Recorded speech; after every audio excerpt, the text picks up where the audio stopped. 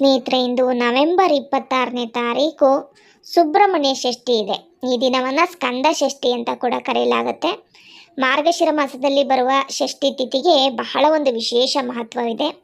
ಕುಜ ದೋಷ ಇರುವಂಥವ್ರು, ನಾಗದೋಷ ಇರುವಂಥವ್ರು, ಕಾಳಸರ್ಪ ದೋಷ ಇರುವಂಥವ್ರು, ಮಕ್ಕಳ ಇಲ್ಲದೆ ಇರುವಂಥವ್ರು, ವೈವಾಹಿಕ ಜೀವನದಲ್ಲಿ ಸಮಸ್ಯೆಗಳನ್ನು ಅನುಭವಿಸ್ತಾ ಇರುವವರು, ಆರ್ಥಿಕ ಸಮಸ್ಯೆಗಳನ್ನು ಅನುಭವಿಸ್ತಾ ಇರುವವರು, ಹೀಗೆ ಇತ್ಯಾದಿ ಸಮಸ್ಯೆಗಳಿಂದ ಬಳಲ್ತಾ ಇರೋರು ಈ ದಿನದಂದು ಸುಬ್ರಹ್ಮಣ್ಯ ಸ್ವಾಮಿಯವರನ್ನ ಭಕ್ತಿ ಶ್ರದ್ಧೆಯಿಂದ ಪೂಜಿಸಿ ಎಲ್ಲ ತೊಂದರೆಗಳನ್ನು ನಾವು ದೂರ ಮಾಡ್ಕೊಳ್ಬಹುದು ಮತ್ತು ಜೀವನ ಕಷ್ಟಗಳಿಂದ ಮುಕ್ತವಾಗುತ್ತೆ ಅಂತಲೇ ಹೇಳಲಾಗುತ್ತೆ. ಮತ್ತು ಎಲ್ಲ ಶುಭ ಕಾರ್ಯಗಳು ಕೂಡ ನೆರವೇರ್ತವೆ.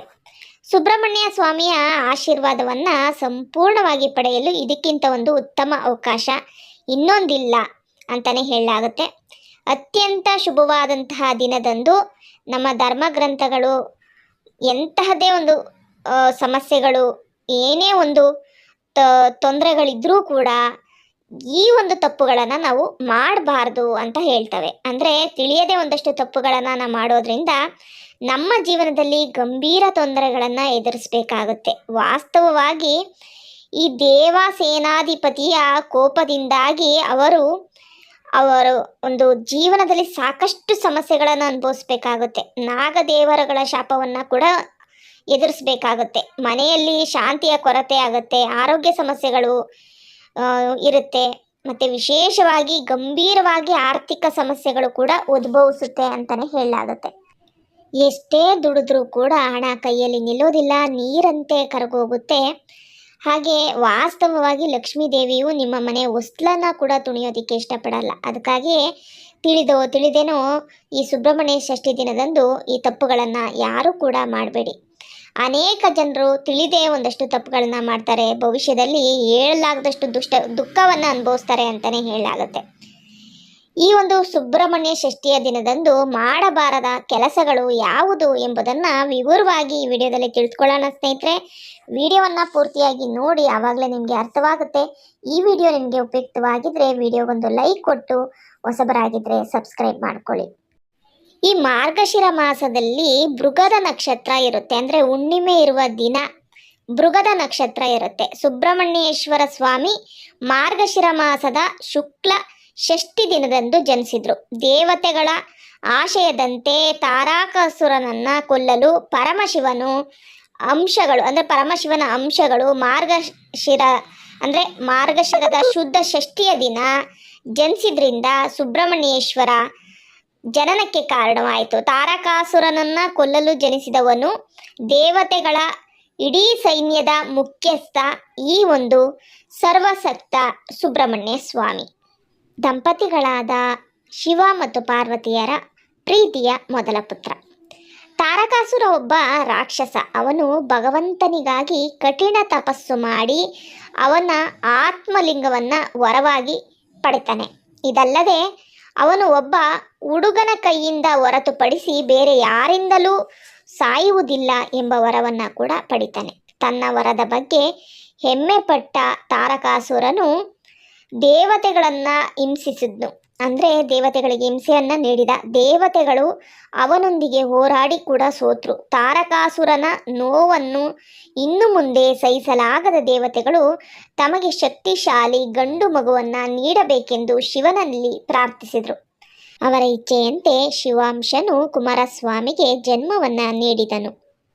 ಕುಮಾರಸ್ವಾಮಿ ದೇವತೆಗಳ ಸೈನಿಕನಾಗಿ ನಿಂತು ತಾರಕಾಸುರನನ್ನು ಕೊಂದನು. ಅವನನ್ನು ಸುಬ್ರಹ್ಮಣ್ಯೇಶ್ವರ ಎಂದು ಕರೆಯುತ್ತಾರೆ. ಸರ್ಪದ ರೂಪದಲ್ಲಿರುವ ಸುಬ್ರಹ್ಮಣ್ಯೇಶ್ವರನು ಕುಜನ ಅಧಿದೇವತೆ. ಸರ್ವಶಕ್ತನಾದ ಸುಬ್ರಹ್ಮಣ್ಯೇಶ್ವರ ಸ್ವಾಮಿಯು ಕರುಣಾಮಯಿ, ಹೃದಯದಿಂದ ಕರೆದಾಗ ತಕ್ಷಣ ಪ್ರತಿಕ್ರಿಯಿಸುವ ದೇವರು. ಮಾನವನ ದೈನಂದಿನ ಜೀವನದಲ್ಲಿ ಕುಜನಿಗೆ ಅತ್ಯಂತ ಮಹತ್ವವಿದೆ. ನಮ್ಮ ದೇಹದಲ್ಲಿ ಕುಂಡಲಿನಿ ಶಕ್ತಿಯ ಅಧಿದೇವತೆ ಸುಬ್ರಹ್ಮಣ್ಯೇಶ್ವರ. ಪುರುಷರಲ್ಲಿ ವೀರ್ಯ ಕೋಶಗಳಿಗೆ ಕಾರಣವೂ ಕೂಡ ಸುಬ್ರಹ್ಮಣ್ಯೇಶ್ವರನೇ.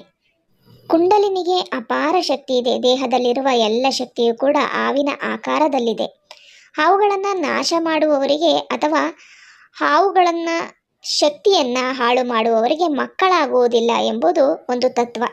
ಆದ್ದರಿಂದ ಈ ಶಕ್ತಿ ಮತ್ತು ಪ್ರಕೃತಿಯನ್ನು ರಕ್ಷಿಸಲು ಮಾರ್ಗಶಿರ ಮಾಸದ ಶುಕ್ಲ ಷಷ್ಠಿಯಂದು ಭಗವಾನ್ ಸುಬ್ರಹ್ಮಣ್ಯ ಸ್ವಾಮಿಯನ್ನು ಪೂಜಿಸಬೇಕು. ಅದಕ್ಕಾಗಿಯೇ ಇದನ್ನು ಸುಬ್ರಹ್ಮಣ್ಯ ಷಷ್ಠಿ ಅಥವಾ ಸ್ಕಂದ ಷಷ್ಠಿ ಅಂತ ಕರೆಯಲಾಗುತ್ತೆ. ಸುಬ್ರಹ್ಮಣ್ಯ ಷಷ್ಠಿ ಎಂದರೆ ದೇವಸ್ಥಾನಕ್ಕೆ ಹೋಗುವುದು, ಕೋಲು ಹೊತ್ತುಕೊಂಡು ಪ್ರಸಾದ ತರುವುದು ಮಾತ್ರವಲ್ಲ ಎಂದು ಎಲ್ಲರೂ ಅರ್ಥ ಮಾಡಿಕೊಳ್ಬೇಕು. ಈ ದಿನ ನಾವು ಅನುಸರಿಸುವ ನಿಯಮಗಳು ಮತ್ತು ನಮ್ಮ ನಡವಳಿಕೆ ಮತ್ತು ನಮ್ಮ ಆಲೋಚನಾ ವಿಧಾನವೂ ಕೂಡ ಬಹಳ ಮುಖ್ಯವಾಗುತ್ತೆ. ಸುಬ್ರಹ್ಮಣ್ಯ ಸ್ವಾಮಿಯು ಅತ್ಯಂತ ಶಕ್ತಿಶಾಲಿ ಮತ್ತು ಶಿಸ್ತಿಗೆ ಹೆಸರುವಾಸಿಯಾಗಿದ್ದಾನೆ. ಅವನಿಗೆ ಸೂಕ್ಷ್ಮ ಮನಸ್ಸು ಕೂಡ ಇದೆ. ಯಾವುದೇ ಅಶುದ್ಧತೆ ಅಥವಾ ಅಗೌರವವನ್ನು ಸಹಿಸುವುದಿಲ್ಲ. ಸಣ್ಣ ತಪ್ಪು ಮಾಡಿದರೆ ಅವನಿಗೆ ತುಂಬ ಕೋಪ ಬರುತ್ತೆ. ಅದಕ್ಕಾಗಿಯೇ ನಮ್ಮ ಹಿರಿಯರು ಸುಬ್ರಹ್ಮಣ್ಯ ಷಷ್ಠಿಯ ದಿನದಂದು ಭಯ ಮತ್ತು ಭಕ್ತಿಯಿಂದ ಶಿಸ್ತಿನಿಂದ ಇರಬೇಕೆಂದು ಪದೇ ಪದೇ ಹೇಳುತ್ತಾರೆ. ನಮ್ಮ ನಡವಳಿಕೆಯಲ್ಲಿ ಯಾವುದೇ ವ್ಯತ್ಯಾಸವಿದ್ರೂ ಕೂಡ ನಾವು ಎಷ್ಟೇ ಪೂಜೆಗಳನ್ನು ಮಾಡಿದರೂ ಫಲಿತಾಂಶ ಶೂನ್ಯವಾಗಿರುತ್ತೆ ಮತ್ತು ನಾವು ಪಾಪದಿಂದ ನಮ್ಮನ್ನು ಮುಚ್ಚಿಕೊಳ್ಳಬೇಕಾಗತ್ತೆ. ಈ ಒಂದು ಶುಭ ದಿನದಂದು ಯಾವುದೇ ಜೀವಿಯನ್ನು ಕೂಡ ಹಿಂಸಿಸಬಾರ್ದು. ಇದು ಎಲ್ಲಕ್ಕಿಂತ ಮುಖ್ಯವಾದ ನಿಯಮ. ವಿಶೇಷವಾಗಿ ಸುಬ್ರಹ್ಮಣ್ಯ ಸ್ವಾಮಿಗೆ ಹಾವುಗಳಂದರೆ ಬಹಳ ಇಷ್ಟ. ಅವನು ಸರ್ಪದೇವತೆಗಳ ಅಧಿಪತಿಯಾಗಿರುವುದರಿಂದ ಹಾವುಗಳು ಅಥವಾ ಹಲ್ಲಿಗಳಂತಹ ಹಾವುಗಳಂತಹ ಜೀವಿಗಳಿಗೆ ಹಾನಿ ಮಾಡುವುದು ಮಹಾಪಾಪ. ಈ ದಿನ ತಪ್ಪಾಗಿ ಸಹ ಅವುಗಳನ್ನು ಒಡೆಯಬಾರದು ಅಥವಾ ಕೊಲ್ಲಬಾರದು. ಅವು ನಮ್ಮ ಮನೆಯಲ್ಲಿ ಅಥವಾ ಸುತ್ತಮುತ್ತಲಿನ ಪ್ರದೇಶಗಳಲ್ಲಿ ಕಂಡುಬಂದರೆ ಮಾನಸಿಕವಾಗಿ ಅವುಗಳನ್ನು ನಮಸ್ಕರಿಸಿ, ಓಂ ಸರ್ಪದೇವರ ರೂಪವೇ ನಮ್ಮನ್ನು ಕ್ಷಮಿಸಿ ಶಾಂತಿಯುತವಾಗಿ ಹೋಗು ಎಂದು ಪ್ರಾರ್ಥಿಸಬೇಕು.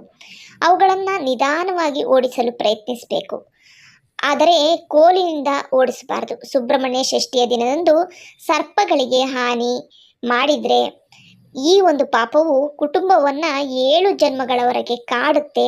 ತೀವ್ರ ಸರ್ಪದೋಷ, ಕುಜದೋಷ ಬರುತ್ತೆ ಅಂತಲೇ ಹೇಳಲಾಗುತ್ತೆ. ಇವುಗಳನ್ನು ಮುಟ್ಟುವ ಯಾರಿಗಾದರೂ ಭಗವಾನ್ ಸುಬ್ರಹ್ಮಣ್ಯ ಸ್ವಾಮಿಯು ಶಾಪವನ್ನು ನೀಡುತ್ತೆ ಅಂತ ಶಾಸ್ತ್ರಗಳು ಎಚ್ಚರಿಸ್ತವೆ.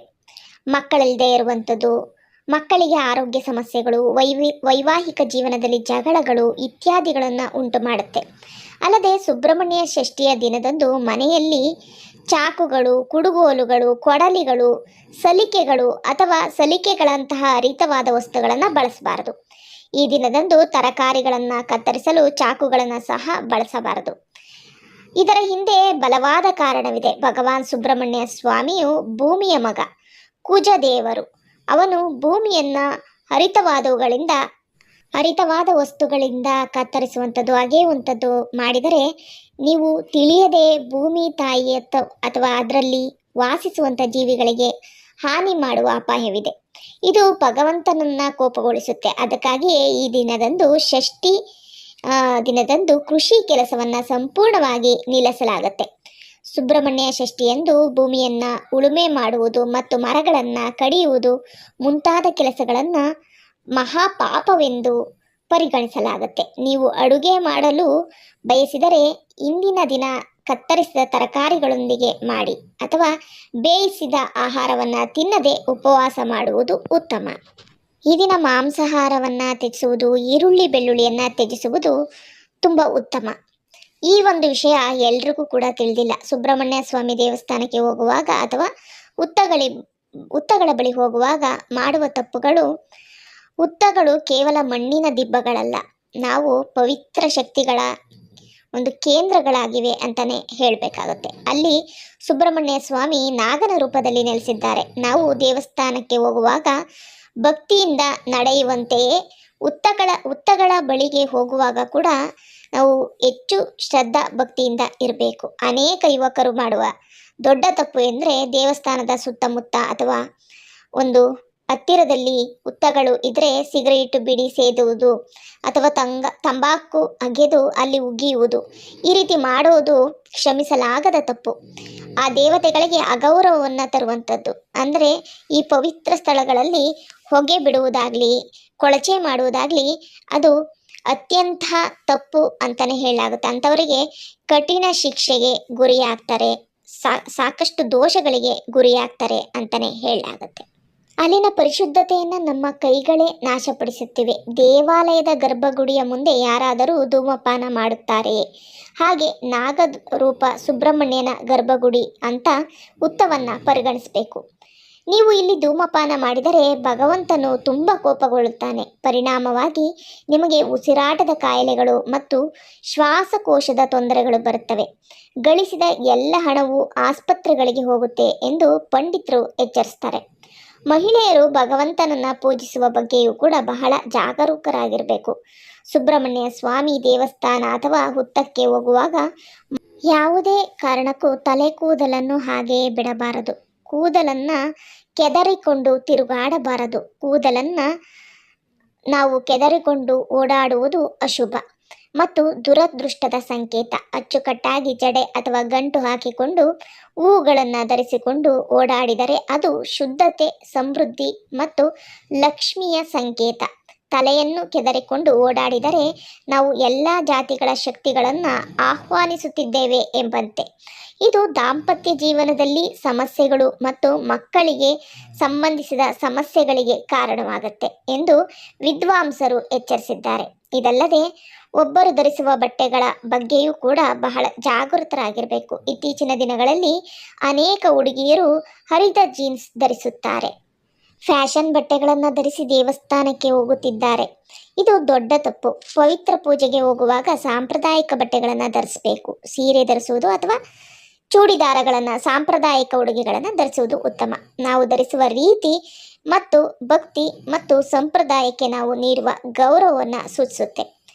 ಆಧುನಿಕ ಬಟ್ಟೆಗಳನ್ನು ಧರಿಸಿ ಹೋದರೆ ದೇವರುಗಳು ನಮಗೆ ಪೂಜೆಯಲ್ಲಿ ಆಸಕ್ತಿ ಇಲ್ಲ ಎಂದು ತಿಳಿದುಕೊಳ್ತಾರೆ ಅಂತಲೇ ಹೇಳಲಾಗುತ್ತೆ.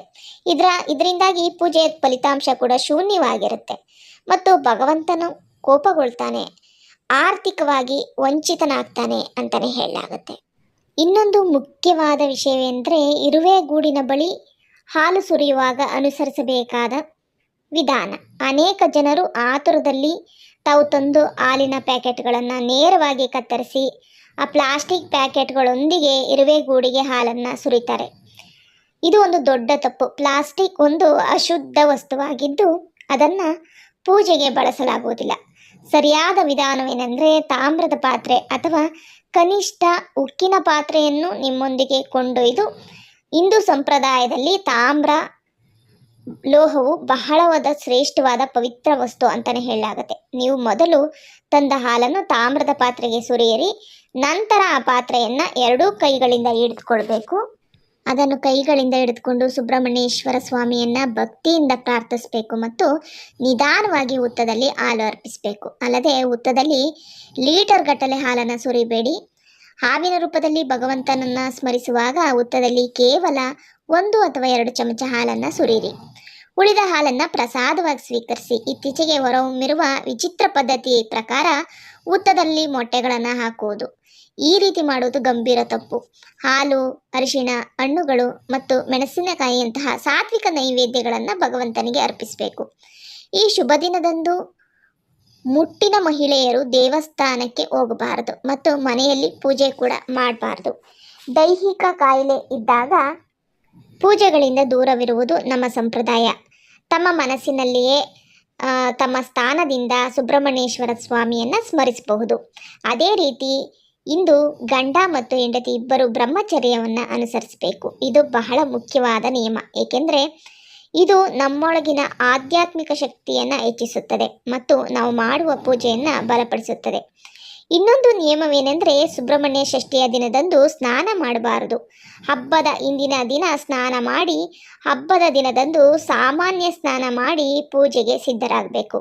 ಸುಬ್ರಹ್ಮಣ್ಯ ಷಷ್ಠಿಯ ದಿನದಂದು ಹಣದ ಬಗ್ಗೆಯೂ ಕೂಡ ಜಾಗರೂಕರಾಗಿರಬೇಕು. ಈ ದಿನದಂದು ಸಾಲ ನೀಡುವುದು ಮತ್ತು ಸಾಲ ಪಡೆಯುವುದು ಒಳ್ಳೆಯದಲ್ಲ. ವಿಶೇಷವಾಗಿ ನೀವು ಸಾಲ ನೀಡಿದರೆ ಹಣ ಹಿಂದಿರುಗುವುದಿಲ್ಲ ಮತ್ತು ಲಕ್ಷ್ಮೀ ದೇವಿಯನ್ನು ಹೊರಗೆ ಕಳಿಸಲಾಗುತ್ತೆ ಎಂದು ನಂಬಲಾಗಿದೆ. ಮಹಿಳೆಯರು ದೇವಸ್ಥಾನಕ್ಕೆ ಹೋದಾಗ ಅವರು ತಮ್ಮ ಕೈಗಳಿಗೆ ಬಳೆಗಳನ್ನು ಮತ್ತು ಹಣೆಗೆ ಬೊಟ್ಟನ್ನು ಧರಿಸಬೇಕು. ವಿವಾಹಿತ ಮಹಿಳೆಯರು ಸಿಂಧೂರವನ್ನು ಧರಿಸಬೇಕು. ನೀವು ಪೂರ್ಣ ಮುತ್ತೈದೆಯಂತೆ ಮುತ್ತೈದೆತನವಾಗಿ ಭಗವಂತನನ್ನು ಪೂಜಿಸಬೇಕು ಅಂತಲೇ ಹೇಳಲಾಗುತ್ತೆ. ಅವನು ಸಂತೋಷ ಪಡ್ತಾನೆ ಮತ್ತು ನಮ್ಮ ಅದೃಷ್ಟವನ್ನು ಕೂಡ ನೋಡ್ತಾನೆ. ಈ ಎಲ್ಲ ನಿಯಮಗಳನ್ನು ಪಾಲಿಸಬೇಕು. ಸುಬ್ರಹ್ಮಣ್ಯ ಷಷ್ಠಿ ಪೂಜೆಯನ್ನು ಭಕ್ತಿಯಿಂದ ಮಾಡಬೇಕಾಗುತ್ತೆ. ಷಣ್ಮುಖನನ್ನು ಭಕ್ತಿ ಶ್ರದ್ಧೆಯಿಂದ ಪೂಜಿಸೋದ್ರಿಂದ ಆ ಸ್ವಾಮಿಯ ಅನುಗ್ರಹ ನಿಮಗೆ ಸುಲಭವಾಗಿ ಲಭಿಸುತ್ತೆ. ಹಾಗಾಗಿ ಮೇಲೆ ನಾನೀಗ ತಿಳಿಸ್ಕೊಟ್ಟಂತಹ ಈ ಎಲ್ಲ ಒಂದಷ್ಟು ನಿಯಮಾವಳಿಗಳನ್ನು ಅನುಸರಿಸಿ ಶ್ರದ್ಧಾ ಭಕ್ತಿಯಿಂದ ಸ್ವಾಮಿಯನ್ನು ಆರಾಧಿಸಿ ಇಷ್ಟಾರ್ಥಗಳನ್ನು ಸಿದ್ಧಿಸ್ಕೊಳ್ಳಿ. ವಿಡಿಯೋ ಉಪಯುಕ್ತವಾಗಿದ್ದರೆ ವಿಡಿಯೋಗೊಂದು ಲೈಕ್ ಕೊಟ್ಟು ಹೊಸಬರಾಗಿದ್ದರೆ ಸಬ್ಸ್ಕ್ರೈಬ್ ಮಾಡ್ಕೊಳ್ಳಿ. ಧನ್ಯವಾದಗಳು.